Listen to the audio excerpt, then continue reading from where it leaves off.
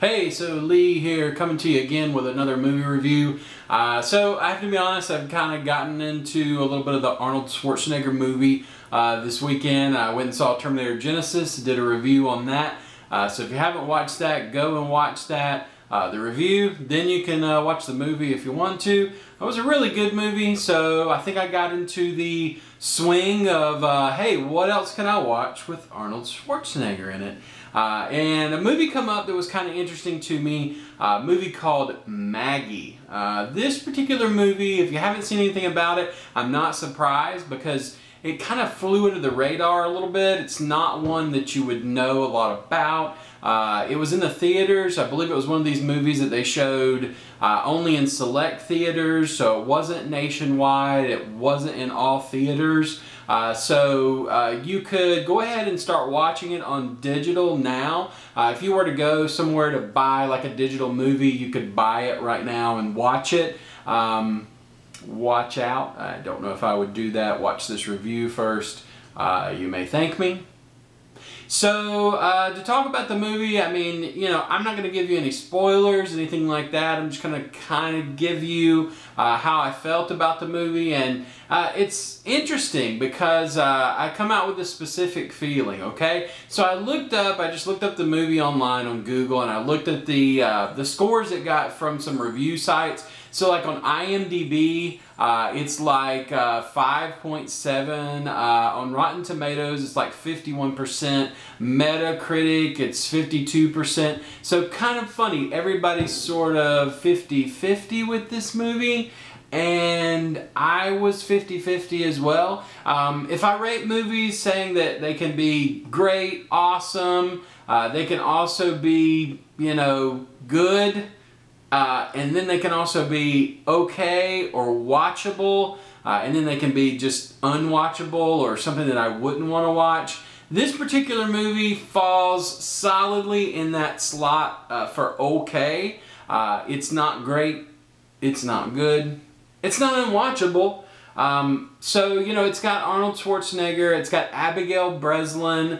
You know, and the funny thing is, all the other actors, all the other cast, I'm just like, okay, who are these people? And I don't get who they are at all. I've never really seen any of them before. None of the faces look familiar. I mean, that's one thing that sometimes can be really good about movies. You might know two of the lead actors that are in it or one of the lead actors, and then maybe there's 3 or 4 other people that you're like, okay, I know who that is. And it kind of brightens it up a little bit for you. I didn't get that at all with this movie. I mean, really, there's Arnold Schwarzenegger, there's Abigail Breslin, and then there's a whole bunch of other people that, as far as I'm concerned, could just be extras. Abigail Breslin, I don't know that I've seen her in anything before. Obviously the name sounds very familiar to me. I looked to see a couple of the things she was in. I don't think I've really watched anything. I believe she might have been in like Little Miss Sunshine, but I've never seen that. I kind of want to see it, but I haven't. Her acting performance was kind of odd. I just thought that she was bad at the beginning and she sort of gets better towards the end. I don't get that. I mean, the acting on her part was good at the end, but wasn't great in the beginning. And you know, you got Arnold, and it's kind of funny, like he plays this role of the most honest man in the world. For about the first 20 minutes of the movie, I was imagining him just as the Terminator because that helped me get through the first 20 minutes of the movie. You know, I thought that this movie was missing a lot of stuff. I thought that it needed a flashback scene.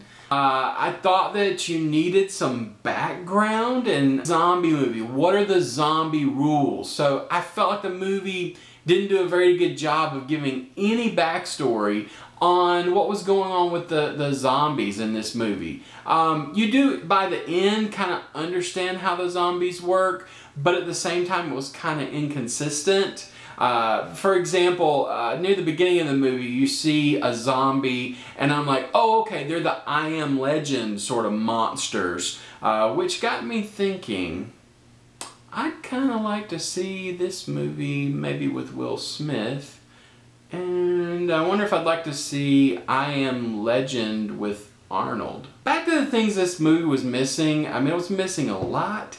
I kind of felt like it was missing an emotional connection. Ultimately, this movie kind of plays like an episode of The Walking Dead. And it's one of those episodes, and I love The Walking Dead, but it's one of those episodes where you're just waiting. You're waiting, and you're waiting, and you're waiting. Wait till this comes out, like on pay TV, like on, I'm not talking pay-per-view, I'm talking like the pay channels, like HBO, Showtime, Stars. Watch it on there, watch it on Netflix, something like that. You'll be happy with that. Probably wouldn't recommend paying money to see this.